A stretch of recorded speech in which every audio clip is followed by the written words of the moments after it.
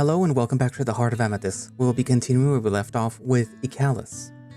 So, since I'm probably going to be posting these separately throughout the week and not like literally on the same day, you probably already saw the Roderick one. So, there really isn't much to go over. But I will anyways, just in case you decided to skip Roderick. So, in the previous part, you went to the ball. And for the Ikalis specific section, I believe you ended up meeting Ikalis's cousin, who is a little eccentric. She's a little bit of a nerd, and that's, like compared to Ikalis, that's saying a lot, because Ikalis is a bit of a nerd too. She, I believe, was using Ehlly as a bit of a test subject, and hilarity ensued.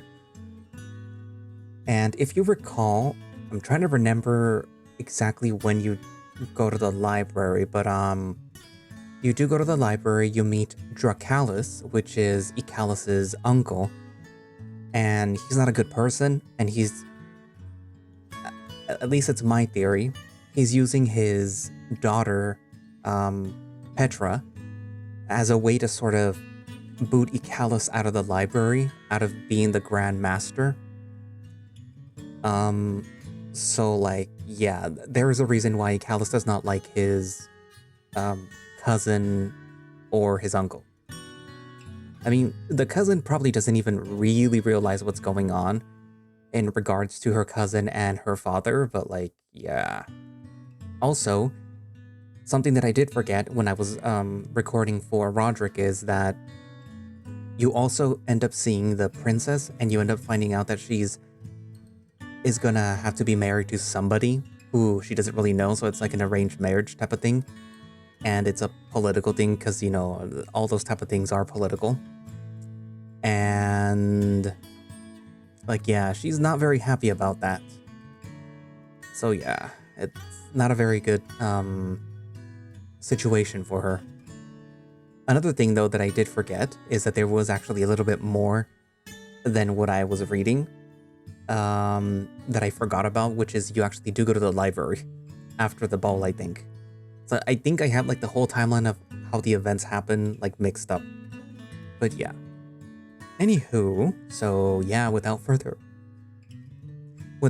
ado, let us continue and see what shenanigans Ehlly and Ikalis are gonna get into.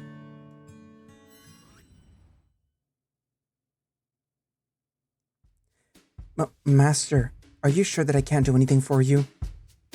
The little dog trailed behind me as I walked around the castle halls. He tried to act tough and professional, but his face betrayed how worried that he was feeling inside.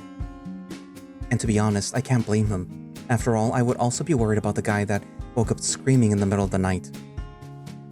I just wish that he hadn't seen that. Zach, I'm telling you, I'm fine. You don't have to worry about me. I've been having some night terrors lately. They'll go away. Eventually. Now that was just hopeful thinking, as I had no guarantee that these freaking nightmares would ever leave me alone. But I had to hold on to any hope that was left. But what if we consult with the royal healer? I once went there with this terrible stomachache and he healed me in no time. Really, Zach? You're comparing a stomachache with night terrors? Well, no. But it wouldn't hurt to try, right? Goddesses bless his soul. He is pushy. I sigh as I leaned on a nearby wall, trying to look anywhere but at Zach, as his sad puppy eyes were killing me. It's too early in the morning anyways. I bet the healer is not even up yet. Besides, I'll make an appointment then. Good idea, Master. Before I could say anything else, the smaller dog started sprinting to goddesses nowhere, leaving only dust behind. He's going to find someone, isn't he? Damn it, it's too damn early for this crap. I really don't know what he's hoping to accomplish. There's no cure for nightmares, you just endure them.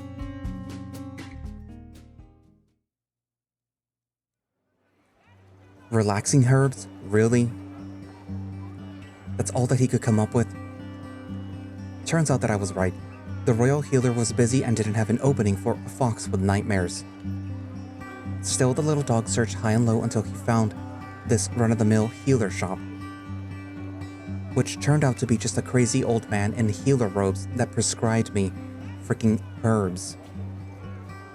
And I find that insulting, actually. I have bad dreams, not a stress problem. I don't need relaxing herbs. Master, it wouldn't hurt to try, right? Want me to make them into a nice tea? I look back at the puppy, whose eyes were growing bigger by the second. This whole thing really meant a lot to him, didn't it? So, even if I think that it's a stupid idea, perhaps I should oblige him, for his sake.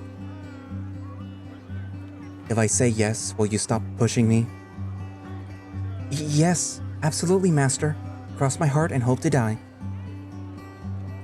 Alright then, please take those back to the castle.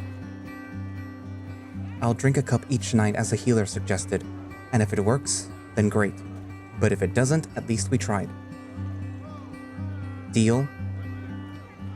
To be honest, I'm almost certain that it's not going to make a difference, but it's worth it if it will make him feel better. Also, this whole predicament has made me wonder what my mom would do in a situation like this. She was such a wonderful healer. There was not a single person that came to see her which walked away dissatisfied. It was like she had this power that made people feel better even just by being close to her. Me included. Man, I really miss her. Anyway, Zach, if you're done worrying about me, I'm sure that you got a lot of stuff to take care of. I'll stick around this part and see if I can buy myself something nice. So unless you want to be my personal mule, you're free to go. Well, if you need me to stay... No, that was just a joke, buddy. I sighed at the dog's inability to understand sarcasm, then I placed my hand on his shoulder and smiled. I mean it. Don't let me keep you here. Go make yourself useful. He blushed at that, looking down to the ground as he avoided my gaze. Yes, Master. I will see you tonight then. Aha, see ya. The young dog bowed before turning around and walking down the street, back to the royal castle. I feel a little guilty for using his work as an excuse to force him to go back and leave me by myself. But he was being really pushy today, and I just want to relax. Talking about relaxing and seeing that I'm already here on Market Street, maybe I should check out some of these stores. I haven't had the chance to fully browse some of these. Although things up here are quite expensive and I wouldn't want to blow through my savings in a single day. So I shouldn't be too frivolous. With that in mind, where should I go first? Okay, so let's see, where would Ikalis be since this is an Ikalis-centric playthrough? I'm assuming he would be at the bookstore. There's nothing like a good read to set the mind at ease, and maybe even to put it to sleep. Also, I haven't read a good book since we left the island a week ago. All that has happened makes it sound like forever ago, but in reality I can still see myself roaming the halls of Laguna Fortress. Can't believe that I spent 3 months of my life in there, and now all of a sudden it's gone. Although, to be honest, that's how hectic my life has been as of late. Wish that I could go back to my old room though. I really miss it. I mean, I even started to get my own personal book collection, as Ikalis or Roderick would bring some for me after their work days in the city. Maybe I could ask the king if I could get them back. In any case, I decided not to dabble deeper into nostalgia and just get going. No use thinking about the past. No time like the present.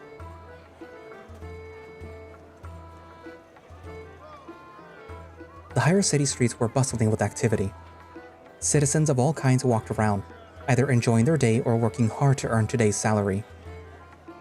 I decided to join the first group, strolling around the stone roads as I casually looked into the displays of some shops that I passed by. There weren't many bookstores though.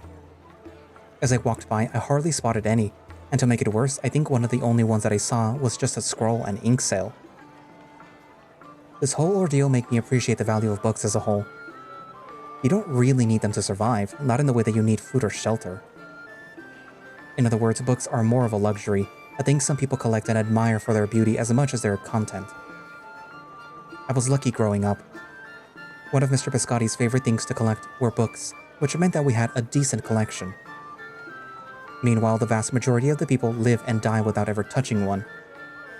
But knowledge is not merely a luxury, it holds power. A sword can defend a kingdom for a generation, but the words inside a book can change the course of history for centuries to come. Besides, books hold the power to make their author immortal. These people leave their legacy behind, marking the course of history in one way or another. Although, as incredible as books are, knowledge can also be dangerous. Knowledge can make us question power, stir rebellion, or lead someone down paths no sword could ever carve. Perhaps that's why they've become so rare. It's not just the cost of parchment or ink. It's the knowledge that itself that holds the monetary value. Sadly, most people don't think of books as necessities because they can't see the immediate benefit from them. To be fair though, I can't really blame them for thinking that way.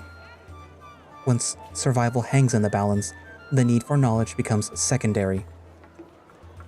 As I trailed behind my own thoughts, a delightful smell invaded my senses. It was a scent of fresh ink and parchment. I turned my head in the direction of this aroma, setting my sights in a little bookstore tucked between two grander shops. The one on the left was selling jeweled trinkets, while the one on the right appeared to be offering linen and other fancy fabrics.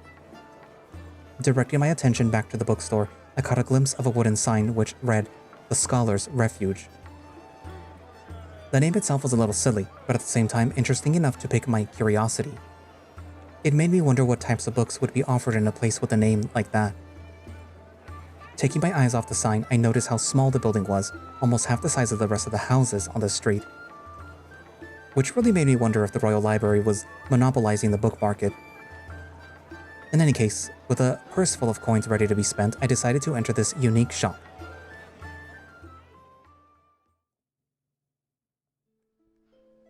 First thing that hit me as I opened the door was a smell of the floral incense, possibly sage?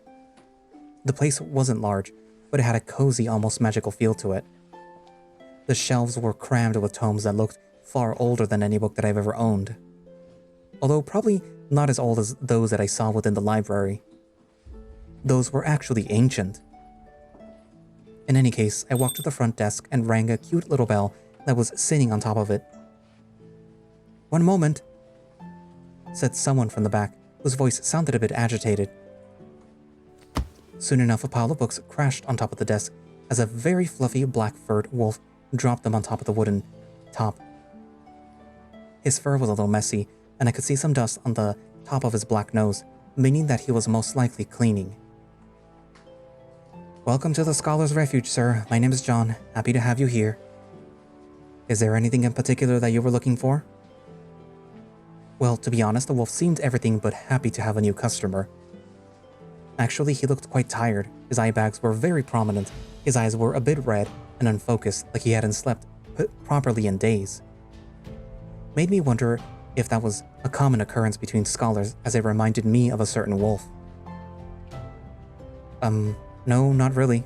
I was just thinking about browsing for a bit." "Absolutely, we have a vast selection of books for you to choose from. Just say the word if you see anything you like." "I will, thank you." And with that, the wolf returned to the back of the shop. I, on the other hand, stared dumbfoundedly at the great selection of tomes and scrolls laid out in front of me. I could easily get lost in these halls. However, would that really be such a bad thing? It doesn't sound like a bad idea. It's just me and the books for an entire day. Away from the outside problems. "Wasn't expecting to run into you here." Ikalis' voice made me jump higher than I'm proud to admit, though in my defense, I was not expecting anyone else to be here. "Goddesses, you scared the living crap out of me." My apologies. I believed that you had seen me." The Crim Wolf seemed apologetic enough for scaring me, so I decided to let it slide. Besides, he clearly didn't mean it. "It's fine, not your fault." "Why are you here, though?" Well, I decided to purchase a few books for my personal collection. Oh yeah? Aren't the books at the Royal Library enough? Why would you need to buy more? Let's just say that this type of book cannot be found within the library. Ikalis' cheeks turned a little red as he hid the 2 books that he was carrying behind his back. Perhaps they were those fantasy novels that he liked so much. He did mention that he was not allowed to read those in front of the bookkeepers or his uncle. After all, it was unbecoming of a Grand Master to waste their time with that kind of literature. Whichever the case, I decided not to push it. Last thing that I wanted was to make the wolf feel uncomfortable. Anyway, may I ask you the same question? Well, it's a long story. To make it short though, I've been having some horrid nightmares lately. So my butler Zach decided to bring me all the way out here for a healer's appointment. Once that was done, I had some time to kill, so I walked around and ended up here. I see. Personally, I would have recommended you the same. Getting a healer's perspective is always a good step to take when you're feeling ill. However, with a problem as abstract as yours, perhaps the answer doesn't lie within a healer's knowledge. Yes, my thoughts exactly. The old man just recommended that I drink some tea. Isn't that ridiculous? Well, it's true that some herbs may help you fall asleep faster. The thing is, falling asleep isn't the problem, but rather attaining a restful night. So I'm kinda screwed. How about you ask the attendant for any books about sleeping? Perhaps you'll come across one that will help you in your predicament. Maybe he's right. I should look for something that will help me with my sleep, because I'm sure some stupid plant won't do the trick. Okay, sure. No harm in trying, I guess. Let's hope that there's something in here about how to avoid nightmares. Yeah. As I agreed with the wolf, I rang the bell once more to call the attendant's attention. It took John only a few seconds to reappear in front of me, although he seemed to be even more dusty than before. Yes? Do you have any books about how to sleep better? I've had some very disturbing nightmares in the past few days, and I'm having trouble resting properly. The wolf placed a hand on his chin and looked up, probably trying to remember any books that would fit my needs. Perhaps I do. In a quick motion, the man grabbed a small journal that he had concealed on his pocket and flipped through the pages, stopping under the letter D. Dreams. Here it is. Dreamweaver's Journal, Shelf 12, Section 6. Please, follow me. Without another word, the wolf set off in a random direction. We followed him through the narrow alleys, while the scent of the old parchment and dust grew heavier as we went deeper into the store. Shelves stretched above us, packed tightly with volumes in every shade of leather and paper. Some crumbling at the edges, others meticulously bound and gleaming like they had just come from the scribe's desk. We arrived at Shelf 12, Section 6, where John reached up and carefully pulled out a small, unassuming book bound in dark green leather. It had no title on the cover, just a simple, elegant symbol etched in gold. A crescent moon entwined with vines. This is the Dreamweaver's Journal, John said, brushing off a bit of dust from its surface. There's only 5 copies of this book in the entire world, as it was written by some unknown bird scholar in the years of the First Great War. The wolf seemed proud of himself, almost as if the mere fact of obtaining this item was a grand accomplishment of its own. Besides, this is the first time that I've seen him express any emotion aside from boredom. This scholar believed that dreams were more than just the workings of our minds. They thought nightmares were messages, warnings from the gods, or glimpses of things to come. There are also long and complex explanations as to how to traverse those dreams, training the mind into being able to fight off the nightmares. Wow, really? That's amazing. Yes, it is a very unique book. He handed the book to me, and as I flipped it open, I saw how the pages were filled with delicate handwriting, along with odd symbols and diagrams. Many have found solace in this text. There are practices within it. ways to calm the mind and the soul. You should buy it before someone else does. After all, I can't assure whether this book will be back in stock or not. Finding a copy was already hard, let alone two. You're not actually buying any of this crap, are you? Ikalis said with his eyebrow raised and his arms crossed. I mean, it couldn't hurt to try, right? I thought you didn't believe in this kind of thing.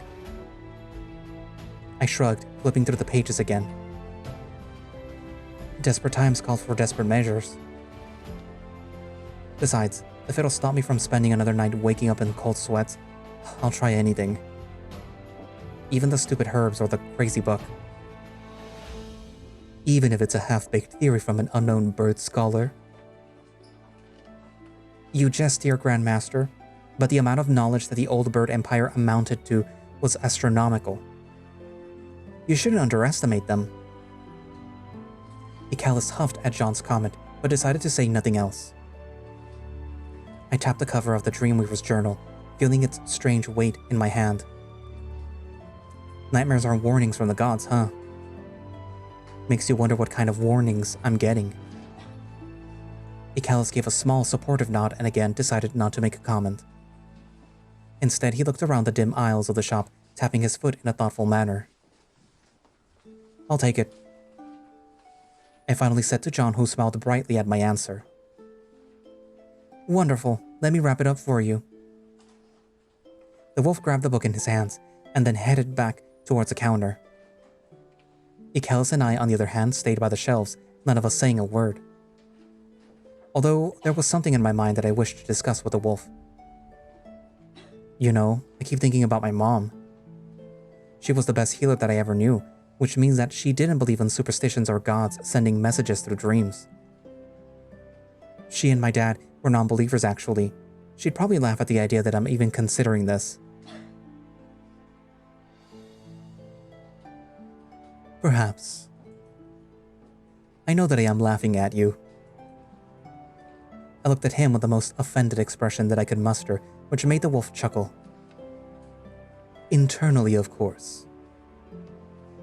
Still, it doesn't mean that there isn't wisdom in exploring different ways of thinking.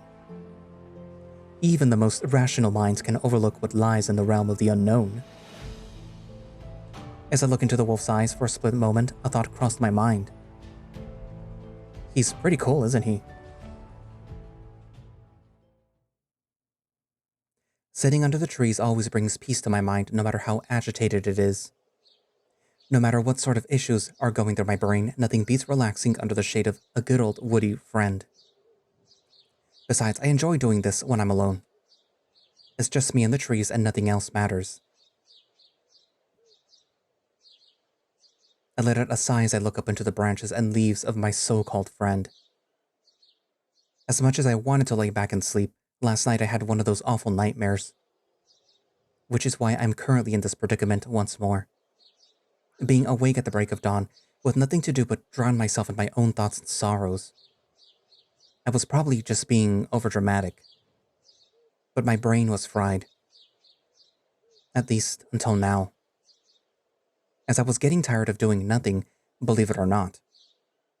So yet again, I'm presented with a choice. What should I do today? So once more we get to see who we want to spend the time with. Or I suppose, in this case, how we want to spend our time with. It's fine.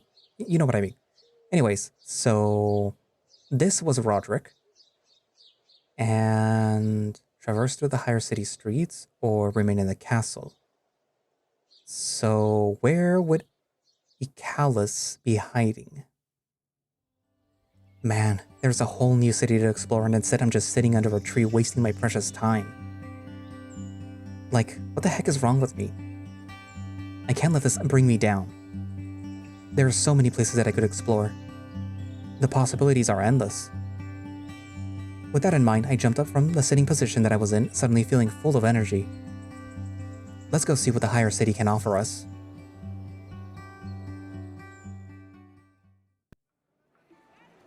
As I reached the stone steps that led up to the higher city, I could feel the air shift.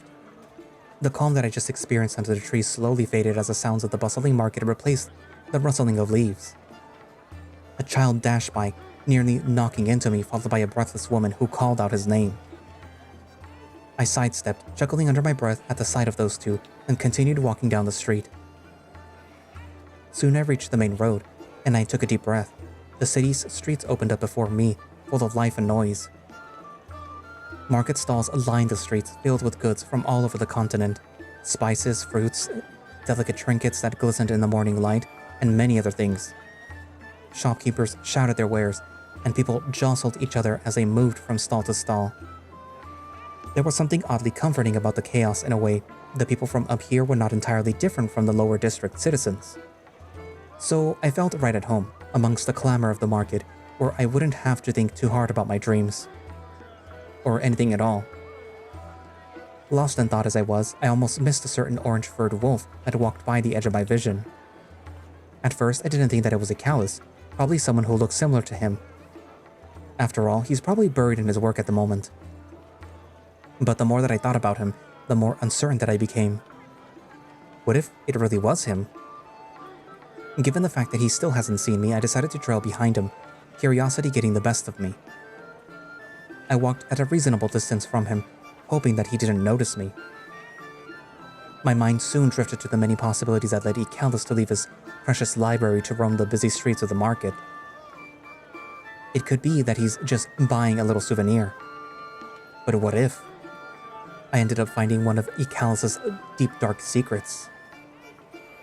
That type of gossip couldn't just drop from the sky, you had to earn it. Besides, there was something about his hurried pace and the way that he was keeping his head down that made me really curious. As I followed him, the busy market gave way to quieter streets. The sounds of haggling and laughter faded, replaced by occasional murmurs of a passerby or a distant clop of hooves. I hardly knew this part of the city, never been here before. Furthermore, the wolf was making so many sharp turns that I thought that we were lost. Where was that wolf going? We walked for many minutes, so many that I had lost count. The sky started to turn gray, threatening us with the possibility of rain. I looked past the wolf for the first time and my eyes locked onto a certain structure that stood out from the others. In front of us, there was a big building that had similar features to the churches that are spread around the city. This one, though, was more of a cloister than a church.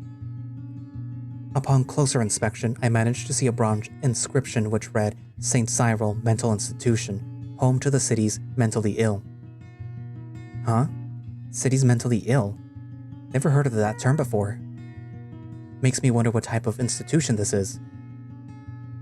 By the name alone, all I can guess is that this place is where insane people live, although I'm not sure that I'm correct. Most importantly though, what is the wolf doing here? What sort of business could he possibly have in a place like this? Whichever the case, I soon watched Ikalis approach the entrance to the building. His steps faltered slightly, just for a moment before he spoke to the guard.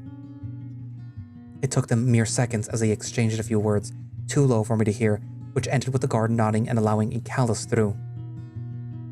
I stood there for a moment, debating my next move. Perhaps I should leave and respect his privacy. Fuck, even if I actually believed that, there was something that wouldn't let me turn away. Maybe it was curiosity, or maybe I just wanted to make sure that he was okay. Whatever the case, I mentally decided that I wouldn't leave the wolf alone. A few seconds passed before I decided to approach the gate, pretending to be out of breath. The guard eyed me suspiciously, his hand resting on the hilt of his weapon, ready to strike me down. It was a scary thought. Nonetheless, I kept my act up, not showing even a smidge of fear. I have first-hand experience with bigger guards than you, sir. You do not scare me, one bit.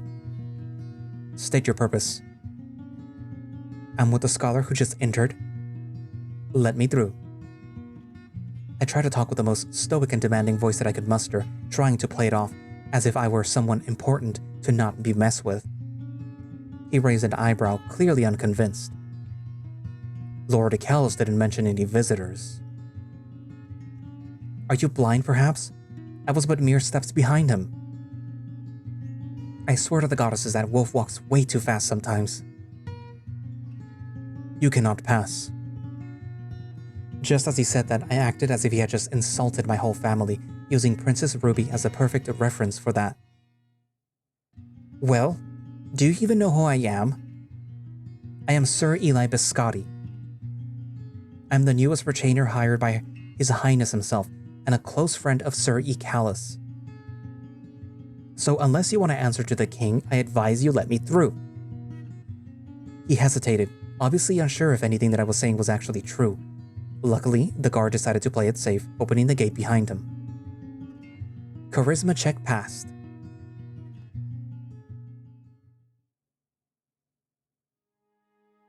I slipped inside before he could change his mind, my heart pounding as the oppressive silence of the cloister enveloped me. Man, I can't believe the old "do you even know who I am" trick actually worked. It was totally awesome. In any case, I decided not to dwell longer on the entrance, as perhaps the guard would change his mind. The interior was cold and dimly lit. The air felt thick and heavy, with the smell of a damp stone and age-old misery. There were some extravagant paintings adorning the walls, alongside with some banners and candles. As I explored the premise, I heard the echoes of footsteps, a faint scream, and then the shuffle of something metallic, which could perhaps be keys or clanging of a gate in the distance. I moved slowly and carefully, my ears alert for any sign of Ikalis. The long, narrow corridors stretched ahead, leading to rows of small bar doors, which only had small gaps or windows from which you could see the interior of the rooms.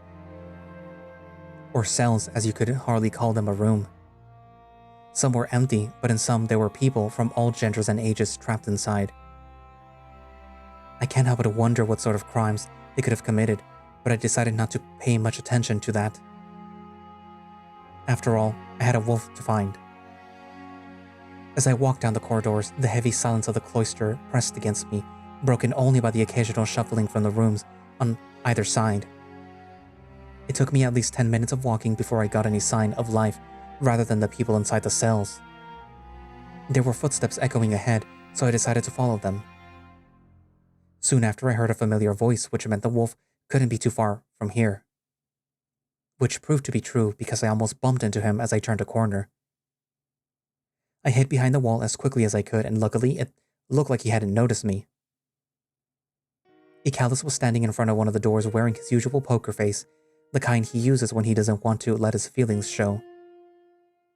Although there was something different in his posture, his shoulders were down and his tail was tucked between his legs, showing his distress. This was actually the first time that I'd seen him distressed. I stayed back, hidden behind the corner, but close enough to observe. He didn't knock, he didn't call out, he didn't even move an inch. He just waited, the silence stretching out between him and the door as though it were a barrier that he couldn't quite bring himself to cross. I leaned closer, straining to hear anything from the other side of the door, but the room was quiet as a tomb. Only sounds that I could hear were the distant shuffling of other patients down the hall, the occasional cough, the muffled scream or muttered word from behind the other barred doors. It was eerie, this silence I mean. Almost like the whole cloister had been forgotten by the rest of the world. Finally, Ikalis exhaled, slowly, his shoulders stiff as a board. For a moment, I thought that he might turn away and leave, but he didn't move. Instead, he placed his hand gently against the wooden surface of the door, his fingers brushing the rough grain, as though searching for some kind of connection through the barrier. "Father," he whispered so softly that I almost didn't catch it. And his voice that was usually steady and unchanging cracked just a little. He waited a little, probably waiting for a response from the other side, but as it never came, the wolf carried on. "Sorry for not coming to visit earlier. We've been so extremely busy at the library, I hardly had any time left." The wolf chuckled, although it was a sad and almost defeated laugh. "Believe it or not, things got even more hectic in the past month. One bookkeeper had to resign from his job. He was too old already, so the library let him go. Still, I wish that he hadn't. You know what a hassle it is to find a new one." Ikalis leaned on the door, making himself comfortable and relaxing a bit. And don't get me started with the mess that the fox has been. Remember that I told you about him a month ago? Wow, it's been a whole month. Time sure flies fast, doesn't it, Father? My curiosity grew even more as Ikalis started to talk about me to his dad. So I pressed my ear closer to the wall, hoping to get a perfect hearing of what he was saying. He's irresponsible, an airhead, gets distracted easily and makes me waste hours of my day tutoring him about basic subjects. Oh, dang. I didn't think Ikalis held me in low regard like that. Although I suppose my arrival in his life has been very disruptive. Remember that's what I told you last month? But even with all of that, he's funny, kind, always listens to me, and he's the first person who actually cares. It's strange, Father. I was raised into thinking that people were nothing but stepping stones. You create relationships because of need. A man marries a woman because he wants an heir. A woman marries a man because she wants stability. Friendships are established because you desire something from the other person. People are intranscendental. And yet, I find myself drawn towards him. Worst thing is, Ehlly has nothing that could be of interest to me, nothing at all. And despite that, he's the only relationship that to this day I hold close to my heart. He makes me laugh with his silliness, and I feel so at ease when I'm around him.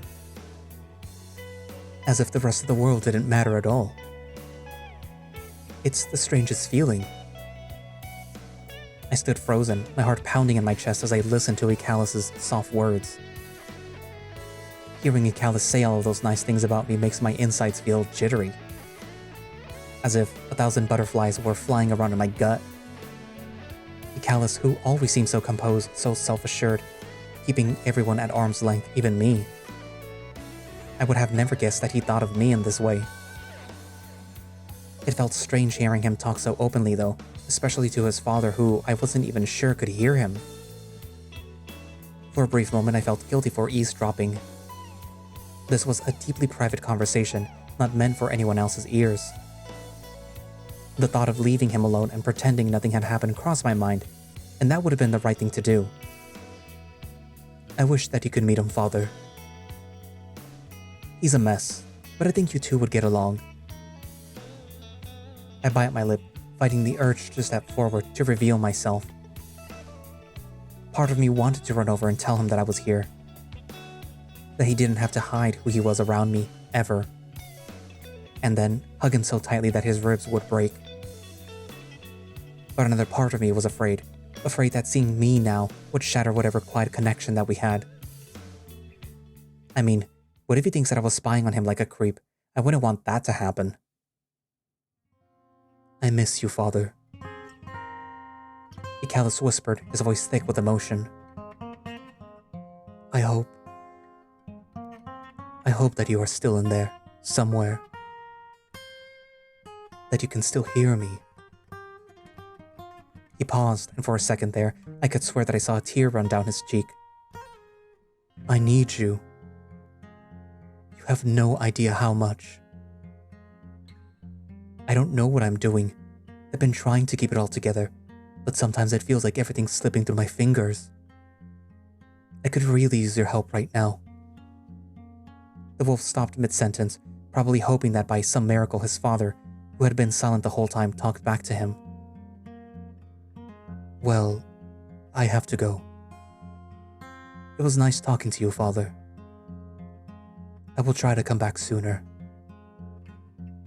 After a long silence, Ikalis finally straightened up, brushing his hand lightly against the door one last time before stepping away. His shoulders were slumped, a defeated look in his eyes as he turned back towards the corridor. I quickly retreated, making sure that he wouldn't spot me. I just wasn't ready to face him just yet, not after hearing everything he had just said. Although, I knew that I needed to discuss this with him sooner or later. Knock, knock, knock. The sound resonated through the entire room, forcing me to jolt awake from my sleep. Who could it be at this early in the morning? I thought to myself as I rolled around in bed, putting a pillow on my head in an attempt to quiet the knocking. Personally, whoever it was could wait. I hadn't had a good night's sleep in too long. The intensity of the knocking was getting louder and louder as I placed a second pillow on the top of my head, hoping that it would protect me from the sound. Oh, for fuck's sake, someone better be dying. Coming, I said as I rolled around in bed towards the edge of the bed, lowering my feet and sitting up. As my feet touched the cold stone floor, a single goosebump bristled all my fur. I remained in a seated position, trying to collect myself, as I was still a little groggy from just waking up. Rubbing my temples, I stood up from the bed and walked towards the door. I was wearing my underwear only, so let's hope that this visitor doesn't expect any decency. I grabbed the handle and opened the door far enough for just my snout to poke through. Yes? What is it? On the other side, I managed to see Roderick tapping impatiently on the ground. The wolf's ears perked up at the sound of my voice. As he turned around, our eyes met for a split second. Morning, Runt. Hey. Morning. Do you need something? Roderick huffed at the question, as if I had just said something so ridiculous that he could barely believe it. No, Runt. I just wanted to see your pretty face. I rolled my eyes at the sarcasm as a faint smile escaped his lips. Aren't you a dear? But really, what do you need? I need you to drop by the prison later this afternoon. Know how to get there? No. But I can ask. Why though? There is a situation. We've been trying to interrogate a prisoner, but he won't budge. I'm sure that you haven't forgotten about your paint-stealing friend. Oh shit, you must be talking about Hugo. I hadn't thought about him ever since... I probably shouldn't, but now I'm worried about that idiot. In any case, he told us that he would only talk to you, so I need your help. Why only me? Hell if I know, but this is his last chance. Okay, I'll see what I can do. Good, that's all that I ask. He nodded and then turned around, but before he left though, the wolf stopped in his tracks and looked at me over his shoulder. If he doesn't talk soon, we won't have any other choice but to execute him. Bear that in mind. And with that final warning, the man left for good. I then returned to the bed, although I decided to just lay there with my eyes open, as I wasn't feeling like sleeping anymore. Man, what a way to start my morning.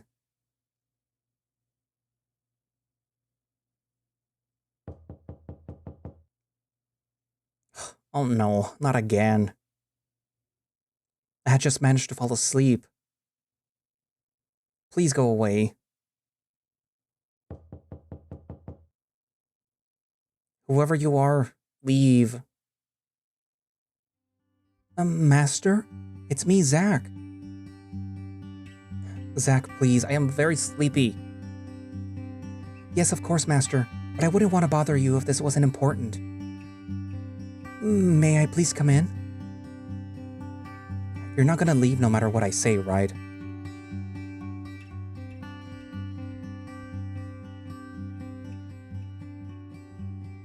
No? And then fine, come in. As I said that, I rolled out of the bed for the second time this morning, and once again I sat at the edge of the bed with my feet gently touching the cold floor. The dog wasted no time pushing the door open and slipping inside, his tail wagging slowly and anxiously. His fur, normally sleek and well-groomed, was slightly ruffled, and his eyes, though bright, carried a hint of worry. Master, you really need to see this, Zach said, his voice urgent but respectful. He dropped an envelope onto my lap, then he started fidgeting as he waited for me to open it. A letter? Yes, Master. It's marked with the seal of Arcanus, and it's addressed personally to you. So, Ikalis sent this? As I noticed the dog's worried expression, I raised my eyebrow at him, slightly inquiring what was wrong. So, please don't be mad, but I may have read it and well, butlers are not really supposed to do that. But I promise that I will punish myself accordingly. It was a mere moment of weakness. Please forgive me. Oh? Is that all? That's what you were worried about? The dog's ears dropped as he looked down, his tail tucked between his legs. It was honestly adorable. Well, I'm not mad, so don't worry. And I'm not gonna let you punish yourself for something so silly. Zach's ears perked up slightly at my reassurance, though his tail remained tucked. He glanced up with a mix of relief and lingering anxiety. Really, Master? He asked, his voice almost tentative. Yes, really. Just don't do it again. But now that I know that you already read it, let's cut to the chase and just tell me what it says, okay? Zach's posture relaxed a bit and he shuffled closer, clearly eager to assist. Yes, of course, Master. The letter is an invitation to a formal reunion in the Royal Library. Apparently, Lord Ikalis is allowed to bring a +1, and he thought of you as his best option. Really? I'm literally the least fancy person that he knows. Besides another ball. Damn, I'm not sure if I'm feeling up for something like that. Well, he said that he would really appreciate your company, but I'm sure that he would understand if you don't feel like going. Yeah, you're probably right. Still, I would hate to disappoint him. Images of a sad Ikalis dancing by himself and being constantly bothered by his awful family made me feel terrible about even considering not going. Still, I wasn't sure if I was ready to go through an experience similar to last week's ball. Does it say when the reunion will take place? It appears to be set for today's evening, Master. So, you would most likely have to start getting ready before the sun sets entirely. I see. Around the same time Broderick asked me to meet him. Well, let's not send him a proper response yet. I need to consider my options. As you wish, Master. I'll, leave you be for now. And with that said, the small dog left the room, making sure to close the door behind him. As the door clicked shut, I took a moment to sit quietly, the letter still resting on my lap. Well, maybe I shouldn't sleep any longer.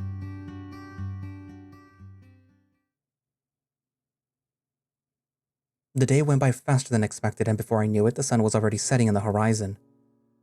Its light painted the sky shades of orange and pink, casting long shadows across the landscape. At the time, I was just relaxing under a tree as usual, trying not to think about my responsibilities or the fact that I would either have to go help in someone's interrogation or attend another high society social gathering. Both options I was clearly not looking forward to. So yeah, as you probably guessed, I was just stalling the inevitable. However, before I could make up my mind, I noticed a certain wolf sitting by himself at the top of the tower. I knew Allman was good at climbing, but damn, he got some heavy balls to be chilling in such a high place. The idea alone was enough to send a chill down my spine. What a crazy idiot. Although the more that I looked at him, the more it seemed like his head was tucked in between his legs. Was he crying, perhaps? I mean, obviously I couldn't hear him from where I was, but it certainly gave me that impression. I rubbed my eyes trying to make sense of what I was seeing. It was unusual for Allman to seek solace so openly, especially considering the many fun places that he could go to. Besides, I couldn't recall ever seeing him like this. He was often so happy and carefree, so I couldn't help but wonder if he needed someone to talk to. In any case, I wasn't sure I even had the time to talk to the wolf right now. I had 2 other compromises and only one of me. So a decision needed to be made, and a fast. I was running out of time. who should I spend my afternoon with? So now we get to see what is going to happen at the ball. So we're going to pick Ikalis this time. Man, even though I'm worried about Almond and I'm really scared of Roderick, I can't let Ikalis alone with those piranhas he calls family. So with a heavy heart, I decided to ignore the weeping wolf and instead focus my attention on accompanying Ikalis to this reunion. But to do that, I need to change and freshen up. To the shower I go then. Stinky. The crisp evening air brushed against my fur as I stood outside the Royal Library, waiting for Ikalis to show up. The suit that I was wearing, which was far too formal for my taste, felt stiff against it. Just like last time. Goddesses, I hate this freaking thing. It's hard to breathe and it makes me feel like I can't move freely. I tug at the collar, trying to loosen the tightness around my neck, feeling more and more impatient with each passing second. Ugh, where is he? It's been 40 minutes. I said to myself, tapping my foot impatiently as I kept struggling with the damp shirt. The massive stone building loomed before me, looking just as fancy and imposing as a royal castle itself, but on a smaller scale. Golden lanterns flickered faintly, casting a soft glow on the steps leading up to the entrance. No music or talking could be heard coming from the inside, so it really didn't look like any sort of celebration was being held in this place. A chill ran down my spine as I imagined myself being forced to start awkward conversations or having to smile in front of people that I didn't know. I mean, it's probably obvious by now, but I've never been one for formal gatherings. Or most social events for that matter. And yet, here I am, ready to dive into one for a friend. I sighed, glancing up at the starry sky, trying to keep my mind from racing. Although that didn't last for too long, as I quickly started to pace in frustration again, not being able to control my thoughts. Maybe I can still leave. Yeah, I'm sure no one would notice. I can tell him that I had a terrible accident then. You look good, Ehlly. I'm glad that you can make it. In the middle of planning my escape scheme, a familiar voice called from behind, snapping my attention back to reality. I turned around and smiled at the wolf, trying my best to shove down and bury every single thought about escaping. Hey, you also look nice? The wolf was wearing his typical robes, which made me wonder if maybe I was overdressed. Was expecting you to wear something more formal? Well, this is what I always wear for work, and this is a work meeting. So there was no need to get one of those uncomfortable suits. Ikalis' casual demeanor contrasted sharply with my own discomfort in this stiff suit, which made my cheeks turn a little red. I was totally overdressed, wasn't I? Damn it, I knew that I would mess this up somehow. Well, you could have warned me, you know. Ah, yes, apologies. I suppose I forgot to mention the dress code in my letter. On the bright side, though, you look really good in that suit. Ikalis' compliment caught me off guard, and I quickly glanced away, trying to hide the blush creeping up on my face. Thanks? I muttered, my fingers fidgeting with the cuffs of the jacket, and his soft chuckle making my cheeks turn even redder. You're probably overthinking it. So please, try to relax. The wolf gave me a gentle nudge on the shoulder before leading the way towards the doors of the Royal Library.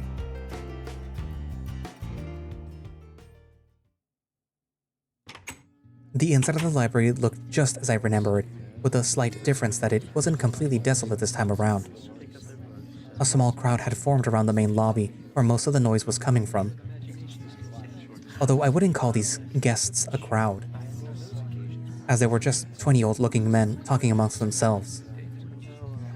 Most of them turned around to meet Ikalis, offering him fake smiles and empty compliments. None turned to greet me, which was weirdly nice, as I didn't want to interact with these geezers more than necessary. They honestly gave me the creeps. We will need to rearrange the entire bird and reptile biology section. With the latest discoveries on evolution, all we thought we knew is being morphed. A very excited old man said to Ikalis as the wolf tried to have a drink, probably to calm his nerves. Do not be ridiculous. It's impossible for birds and reptiles to be related. It's simply an absurd theory. Another old man joined the conversation, shutting down his companion's claim entirely. The two guys kept fighting over birds and reptiles for a while, a chance Ikalis and I took to swiftly escape the situation. Man, are they like that all the time? More or less, yes. They are all pretty stubborn and difficult to deal with. Especially with those two, always fighting about biology and whatnot. Ikalis drank from his glass of wine before slowly rubbing his temples. I, on the other hand, couldn't help but stifle a laugh as I watched Ikalis take another sip, who was clearly using alcohol as the only means to get through the night. Well, I don't envy you. If I had to listen to that all day, I'd lose it. I whispered, leaning closer to him as we tried to keep the conversation to ourselves. Ikalis sighed, swirling the wine in his glass absent-mindedly. You get used to it. Though it doesn't make it any less exhausting. He glanced around the room, his sharp eyes scanning the familiar faces of scholars, most of whom were too wrapped up in their own intellectual debates to even notice us. You think that if I make some sort of crazy theory about an uncategorized species, they will let me in on the fun? Maybe throw an unknown bird-lizard hybrid to spice things up? Ikalis chuckled, though there was a wariness to it. Please don't. That would be too much work for me. They would most likely ask me to organize an entire synopsium just to disprove you. We made our way towards a quieter corner of the library, far from the loud conversations and endless debates. I placed my hand on Ikalis' shoulder in an attempt to make him feel less stressed out. So, how long until the party actually starts? The man looked back up at me with a tired smile, drinking the rest of his wine. The fun part hasn't even started yet. They're late. Who? Just as I asked that, the library's doors opened wide, allowing the night breeze to slip through. Some of the candles around the room were blown off by it, making the ambience feel even colder. A pair of crim wolves made their way into the room, and I immediately recognized them as Ikalis' relatives. Dracalis and his daughter Petra strolled through the library's lobby as if they owned the place. All the bookkeepers bowed their heads as they greeted the pair. Meanwhile, Ikalis was looking at them as if they were a pair of cockroaches that had somehow crawled onto this dinner plate. I tried not to chuckle as the wolf was clearly failing at masking his true emotions. But as it became too apparent, I nudged him on the side, trying to snap him off of whatever trance he was into. Fix your face. I whispered into his ear, and Ikalis quickly composed himself, his jaw tightening as he forced a more neutral expression. Thank you. Eventually, father and daughter reached our side, both of them smiling to greet Ikalis, although one of those was clearly fake. Hiya, Cass. Nephew. What a pleasant surprise. The man said with a certain disgust, as if merely speaking to Ikalis would get him infected of some sort of disease. You've done a decent job of preparing this meeting. I suppose that I owe you my thanks. And for the love of the goddesses, will somebody shut that damn door? As if he were the master of the orchestra, a single movement of his hand and 3 men were already at the door, closing it shut. I looked at him, trying to comprehend how he could even be related to such a gentle soul as Ikalis. They could honestly not be more different from each other. Good evening, Uncle, Lady Petra. It is a pleasure to have you here. Still, even after such a display, Ikalis took the high road and put on his best act. Ah, I see you brought your friend with you. The older wolf turned to me, a smirk appearing on his face as he met my gaze. Damn, he's just as unlikable as I remember. Greetings to the both of you. I decided not to be rude and kindly addressed the two wolves, bowing my head as a sign of respect.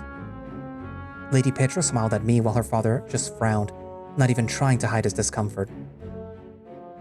"Ah, my test subject. What a pleasure to see you again. If we have the time, we should definitely continue with our experiment," Lady Petra said with a childish grin plastered all over her face. Meanwhile, both Ikalis and Dracalis raised an eyebrow at our little interaction. Test subject? It's a long story. Well, no matter. Did you prepare what I asked of you, or do I have to do everything around here? Ikalis' uncle disregarded my presence entirely, only directing the conversation at the wolf. Yes, uncle. The stage is ready. The protection charm has been cast around the stage. Hopefully this time she won't burn anything. That time was just a miscalculation. This time, my precious crystal has been properly calibrated. Petra's excitement was met by Ikalis' frown, who clearly doesn't trust his cousin. Although I would not trust her as well, given the stunt that she pulled off at the royal ball. In any case, do try to stand inside the circle at all times. Aye aye. Petra just brushed aside her cousin's concern, meaning that she is either overconfident or just an idiot. Or maybe both. In any case, if you'll excuse us, we have a presentation to give.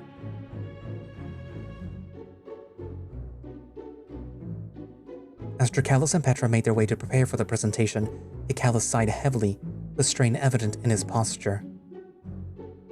Let's go, he said as he glanced at me, his weariness amplified in the dim lighting of the library.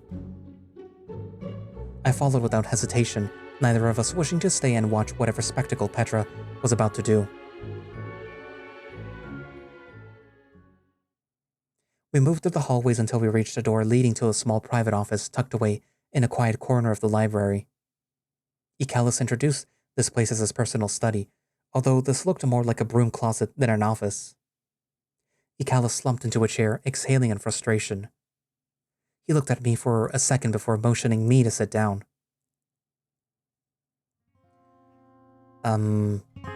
Nice place. Pretty cozy. Yeah, thanks. Only place where there's some peace and quiet. The wolf sighed deeply, slouching on the couch as he looked through the small window. Noticing this, I decided to sit as well, looking directly into Ikalis' eyes, or trying to, as he insisted in looking away. However, after a few seconds of silence, I asked him a simple yet loaded question. Are you okay? No answer.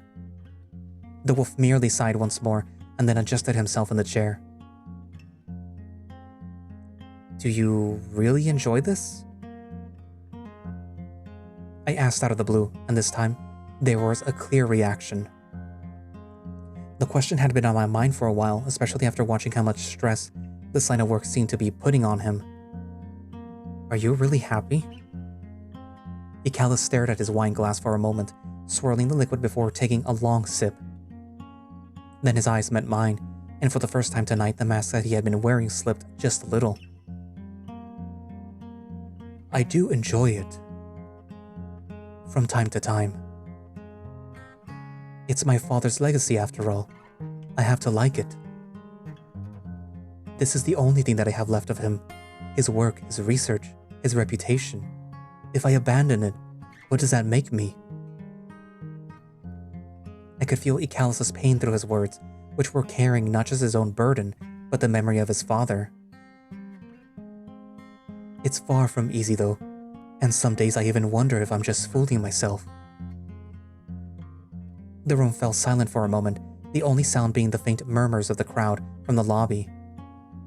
The weight of his words lingered in the air, and I shifted uncomfortably in my seat. Ikalis, the guy who always seemed so composed, was now sitting across from me in this dimly lit, cramped office, looking more worn down than ever. I hesitated after speaking, unsure of how to approach the situation, but the thought had been gnawing at me for a while now. You know, It's not my business. But maybe it's time that you stop living through your father's legacy. Ikalis' eyes flickered from the glass window, narrowing slightly. For a second, it looked like he wanted to say something, but he just resorted to sighing and looking down. Ikalis, you've dedicated yourself to his work, his research, his reputation. But what about you? Now, maybe I was overstepping a little, but I think that he needs to hear this.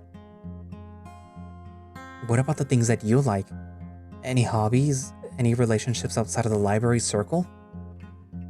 I just think maybe you should try something different. You're not him, Ikalis. You're your own person.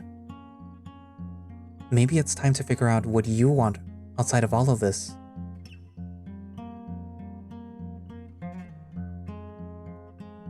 He stared at me, the tension in his posture softening just a little as if my words caught him off guard. It's not that simple. This is all that I know, all that I have. If I lose it, I fear that there will be nothing left. I am the Grand Master. Aside from that, what am I? The wolf clenched his fist hard, so hard that I feared that he would draw blood. I offered him a soft smile, trying to be as supportive as I could. You are someone who has many options. You should find something new that you actually enjoy. You can't keep sacrificing your happiness for something that's not even yours. Ikalis just sat there, staring into the window once more as if searching for answers. I understand what you mean, but this is my path. Just like my father's, and his father, and the many ones before him. I can't give up. I just can't. The often stoic and cold wolf was now a little scared puppy. He tilted his head sideways a little, trying to hide tears from my view, portraying himself as an unyielding scholar. Yet the low and gentle sniffles betrayed his intentions. Well, if that's what you want, you don't have to carry this weight alone. I'm here. If you want me to be. Ikalis let out a shaky breath, his tears slowly subsiding. He pulled back after a while, wiping his face with the back of his hand, embarrassed by the vulnerability that he had just shown. I'm sorry. You didn't need to see that. Don't apologize. We're friends, aren't we? This is what I'm here for. Yeah. Friends. Ikalis muttered the last word almost as if it were foreign to him. Like a completely unknown concept that he was just starting to comprehend. He shifted in his seat, trying to straighten up, as though willing himself to regain some semblance of control. I'm not used to leaning on people. At least, not like this. I smiled softly, trying to lighten the mood, grabbing his hand and squeezing it tight. Well, maybe it's time that you got used to it.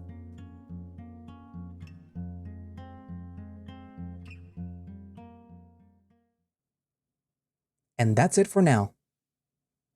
I know you wanted more, but for now, that's all that I had to show you. Things are developing nicely, don't you think? The boys seem to be more closer to Ehlly, and each one of them has a different way of showing it. And that's why I love to write them. They are each so different, which in turn makes their stories unique. However, that also makes each of their personal problems more complex and intimate, and I want to give each of them the time and care that they deserve as their arcs unfold. Aside from that, I want to say that I am truly sorry for taking almost a year to publish this update. To be honest, there were moments in which I thought that it would never come out. Moments in which I got so overwhelmed by my day-to-day life that I actually considered dropping the project altogether. University, finding a part-time job, and learning to handle my own expenses have all been huge changes in my life, changes that have taken a lot of time, energy, and emotional space. Still, even when I felt like letting go, the story and you guys were always there, waiting for me. In many ways, it has become a shield, something that helped me cope with the chaos of adult life. It reminds me of who I am and what I love and what I want to keep building, even when things get hard. Thank you for your patience, your kindness, and for sticking with me all this time. Every comment, every bit of encouragement, every silent read, it all means the world to me. Also, many thanks to the wonderful people that decided to give me their time. After years of developing the game alone, I finally found a team that I trust. It's thanks to them that the process of making Heart of Amethyst has become more manageable for me, so thank you kindly for that. Oh, also, I'm back to making my own CGs, and I tried my best to learn proper drawing and painting techniques to make these scenes look as special as possible. I really hope that you like them. Last but not least, to my loyal Patreons, thank you from the bottom of my heart. Without your constant support, this project and my career as a creator would be nothing more than a dream. However, with you helping me out, this is actually becoming a reality. I'm so sorry for the months in which I published nothing though. I'll try to apply myself more so that I can be consistent with the publications. And well, I think that's all that I wanted to say. If you're interested in supporting me on this project, please consider joining my Patreon. Or if you just want to stay tuned with everything that's related to Heart of Amethyst, maybe follow me on Twitter or join the Discord server. Whatever you decide to do, as long as you're here, that's the most important part. The story is growing with me and I'm so grateful to have you all on the journey. Please have a wonderful day, and I'll see you in the next one. Bye-bye! So, it's nice to see Ikalis opening up, and as with Roderick, who you will most likely see first, because I'm probably going to spread it out through a week because there is enough content for a week. Actually, there's a lot more content than normal, so yeah. As you will probably see, it's nice to see the sort of continuation if you decide to just go full on that character, in this case Ikalis, and in the previous case Roderick, who I read first, where you kind of see something that sort of sets up the scene that you're going to encounter later. And in this case, it was Ikalis speaking to his father, who was in a mental asylum. We don't know what's up with the father. We just know that something happened to him. Part of me wants to be conspiratorial and say that maybe the uncle did something to him and drove him crazy and now is trying to get rid of Ikalis by using his daughter to replace him, which I think was the whole thing that Ikalis was currently going through, where he's trying his hardest not to be replaced by the cousin because the cousin is technically more promising, has done more for the field of science than he has. But, like, he's the Grand Master. The fact that the cousin is smarter, or at least is more reckless enough to do more discoveries, doesn't mean that she should be replacing him. So, like, yeah. Anywho, but yeah, it is nicer. It is nice that we're seeing Ikalis become more, I don't want to say human because that's not the right word, but that we're seeing more of Ikalis, what he's hiding. Even though technically Ehlly was eavesdropping on him during a very private, very personal conversation with his father. But like you at least got to see that. And perhaps, like, if you ended up seeing that and then ended up seeing this ending, or at least this portion of the story, you would see that deep down, Ikalis does like Ehlly, and he does want to trust him. He does like the relationship that he has with Ehlly. And it's currently not like, oh, it's romantic or anything. No, it's not that yet. But it is to that point where he trusts Ehlly, and perhaps he is actually taking to heart what Ehlly told him in his office, like saying, like, you can trust me, like, you don't have to be alone in your burdens if you decide to stick with this job or whatever. So hopefully things will lighten up a little bit for Ikalis. We don't know yet, but like, yeah, you know. Anywho, so what are your thoughts? Write it down in the comments, and thank you all for watching/listening. If you would like to play Heart of Amethyst yourself, you can do so by going down to the link in the description, which should have a direct link for the itch.io page where you can download and play the game. They also have links to all their other social stuff and Discord, I believe. Also, Patreon in case you want to support the project. And as they said, they do have a bigger team now, or they actually have a team now, because in the past it was mostly Jaden and like maybe sometimes getting help from some other people, but now he actually has a team for the Heart of Amethyst. So hopefully updates will become more frequent. But yeah, so like if you really like the story and it's a good story, then support it. Support it on Patreon. Anyways, if you would like to support the channel, you can also become a channel member, and it does help, well, support me on the channel. It's also saying like, hey, I like your videos. Here's a few shekels. Here's a few dimes for you. And you do get to watch some of these videos a little earlier as they're being scheduled. But yeah, you know, do that. If you can, of course. And if you can't, because it's not available in your country, or you just want to do a one-time donation, there is Ko-fi.